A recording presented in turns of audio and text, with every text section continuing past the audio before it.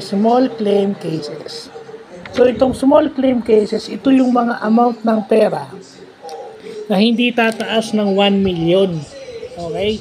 As of September 2024 daw, ang maximum claim, ang pinakamalaking claim sa small cases sa Pilipinas is 400,000. So pag hindi umabot ng 1 million pataas, small claim case lang yan. At yan ay hahawakan ng small claim court. Summary proceedings o show cause proceedings lang ang kailangan dyan. Hindi kailangan ng abogado. So, yun yung binabanggit ko kanina. Pag hindi kayo nagkasundo sa barangay, doon kayo pupunta.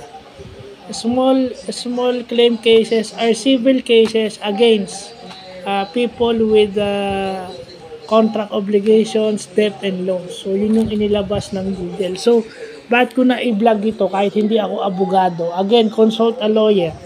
Disclaimer. Kasi ito yung mga legal terms na dapat alam ng common na tao. Kasi pag ipinaliwanag sa inyo ng abogado yan, bago pa kayo humarap sa abogado, dapat may alam na kayo para ang paliwanagan mas maigsi.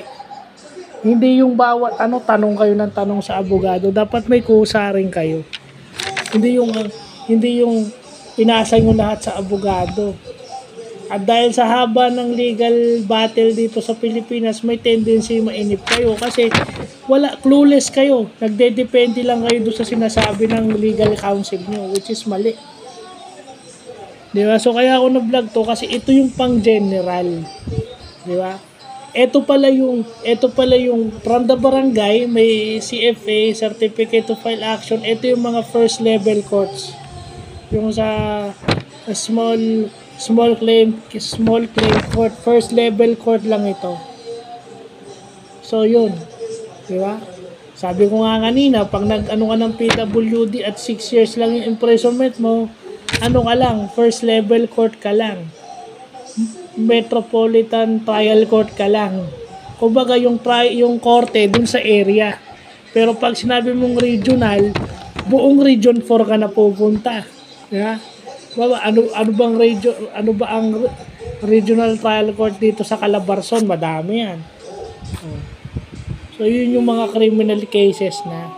So yun yung mga importanteng bagay na inaano natin. But yung itong small claim cases na to, o small claim cases na hindi umabot ng 1 million pesos, ano lang yan?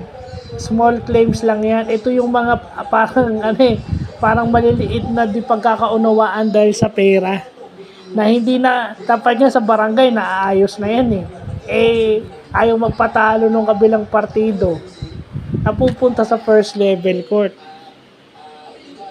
And then siguro, pagka lumala, tsaka pala nga aakyat doon sa second level court, criminal case na siguro. Kapag may nangyari pang hindi maayos.